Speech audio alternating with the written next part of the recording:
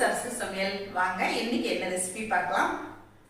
இன்றைக்கி நம்ம குச்சிக்கிழங்கு வச்சு இந்த மாதிரி கரகரா மொறுமொறு சிப்ஸு தான் வீட்லேயே ஈஸியாக செய்ய போகிறோங்க. எப்படி செய்கிறது பார்க்கலாம். நான் குச்சிக்கிழங்கு 1 கிலோ வாங்கிட்டு வந்தேங்க. எனக்கு 1 கிலோவுக்கு இந்த மாதிரி 2 நின்றுச்சு. அது தண்ணியில் போட்டு வாஷ் பண்ணும்போதே பாதி தோல் வந்துருச்சு. நல்லா கழுவிட்டு இந்த மாதிரி பீலர் வச்சுட்டு அந்த தோலெல்லாம் எடுத்துக்கிட்டேன். நான் இன்றைக்கி ஒரே ஒரு குச்சிக்கிழங்கு மட்டும் வச்சு தான் இந்த சிப்ஸு செய்ய போகிறேன். இந்த மாதிரி தோலை நல்லா சுத்தம் பண்ணிடணுங்க. தண்ணியில் வாஷ் பண்ணதுக்கப்புறம் நல்லா ட்ரை ஆனதுக்கப்புறம் தான் இந்த மாதிரி நம்ம தோல் சீவணுங்க. இந்த ஒரு குச்சிக்கிழங்க இப்போ நம்ம 2-3 பீஸாக இப்போ நறுக்கி எடுத்துகிட்டு அதுக்கப்புறமா தான் செய்ய போகிறோங்க. இது பாருங்கள், அந்த ஓரத்துலேருந்து அப்படியே ஸ்லைஸ் போட்டுகிட்டே வரணும்.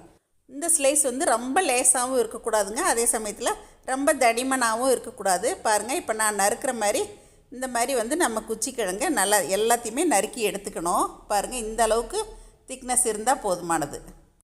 நான் இந்த மாதிரி எல்லாத்தையும் ஸ்லைஸ் பண்ணிவிட்டு இதிலேருந்து மறுபடியும் குச்சியாக தான் கட் பண்ண போகிறேன். ஏன்னா குச்சி சிப்ஸ் தான் இன்றைக்கி நான் பண்ண போகிறேன். அதுக்காக தான் இந்த மாதிரி ரவுண்ட் ஸ்லைஸாக கட் பண்ணிகிட்ருக்கேங்க.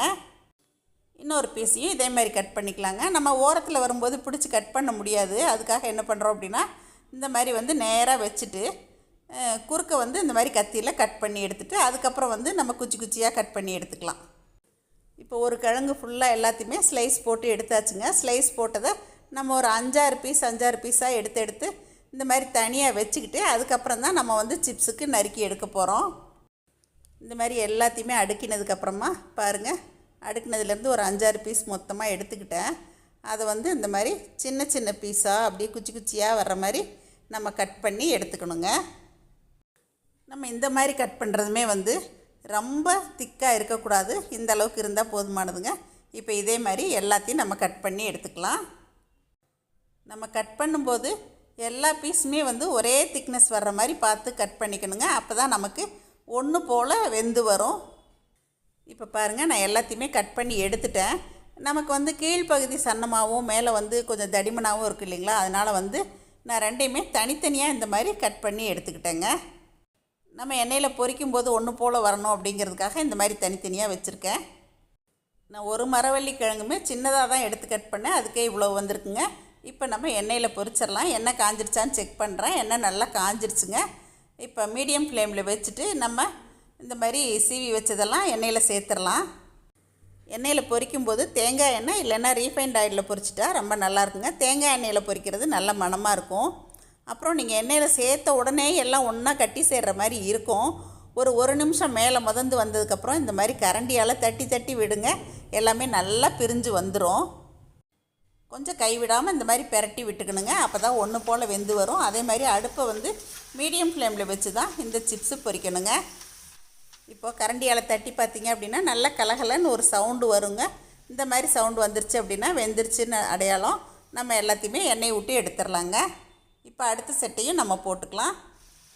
எண்ணெயில் சேர்த்த உடனே ஒரு நிமிஷம் விட்டுட்டேன். பாருங்கள், இப்போ நல்லா முதந்து வரும்போது இந்த மாதிரி கரண்டியால் தட்டி விட்டு இந்த மாதிரி நல்லா வெந்து வந்தோடனே நல்லா பெரட்டி விட்டு இப்போ எடுத்தாச்சுங்க. நம்மளோட சிப்ஸு ரெடிங்க.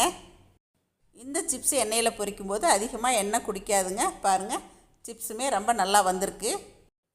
சிப்ஸுக்கு சேர்க்குறதுக்காக உப்பு, மிளகாத்தூள், பெருங்காயத்தூள், மஞ்சத்தூள் எல்லாமே ரெடியாக எடுத்து வச்சுருக்கேங்க. இப்போ நம்ம இது சிப்ஸோட கலந்துடலாம். இப்போ இது ஒரு பவுலுக்கு மாற்றிடலாங்க. பாருங்கள், கையில் தொடும்போதே நல்ல ஒரு மொறுமொறுப்பாக இருக்கிறது தெரியும். இப்போ மிளகாத்தூள், மஞ்சத்தூள், உப்பு, பெருங்காயம் எல்லாமே சேர்த்தாச்சுங்க. சேர்த்துட்டு இந்த மாதிரி நல்லா குலுக்கி விட்டுக்கலாம். அதுக்கப்புறம் நம்ம கை வச்சுட்டும் நல்லா பெசரி விடணுங்க. அப்போ தான் நல்லா உப்பு காரம் சேரும். இப்போ நல்லா கலந்து விட்டாச்சுங்க. பாருங்கள், நான் கையில் எடுத்து போடும்போதே உங்களுக்கு அந்த சவுண்டு நல்லா வரும்.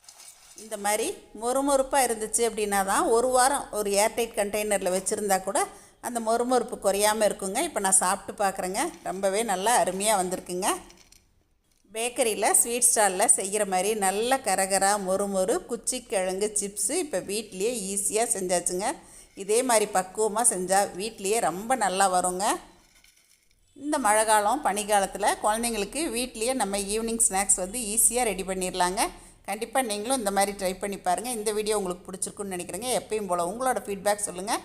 பிடிச்சிருந்தால் லைக், ஷேர் பண்ணுங்கள். மறக்காமல் என்னோடய சேனலை சப்ஸ்கிரைப் பண்ணிவிட்டு ஹை பட்டன் கொடுத்துருங்க. தேங்க்யூ. சரசு சமையல் பாருங்கள். சமையல் நல்லா பண்ணுங்கள். சரசஸ் ஃபுட் ப்ராடக்ட்ஸ் பொடி வகைகள் தேவைப்படுறவங்க இங்கே கொடுத்துருக்க வாட்ஸ்அப் நம்பரில் காலை 10 மணி முதல் மாலை 6 மணி வரை எங்களை காண்டாக்ட் பண்ணி வாங்கிக்கலாங்க. இதோட எங்ககிட்ட பிரண்டை பொடி, முருங்கைக்கீரை சூப் மிக்ஸ் எல்லாமே கிடைக்குங்க. தேவைப்படுறவங்க வாங்கிக்கலாம். தேங்க்யூ.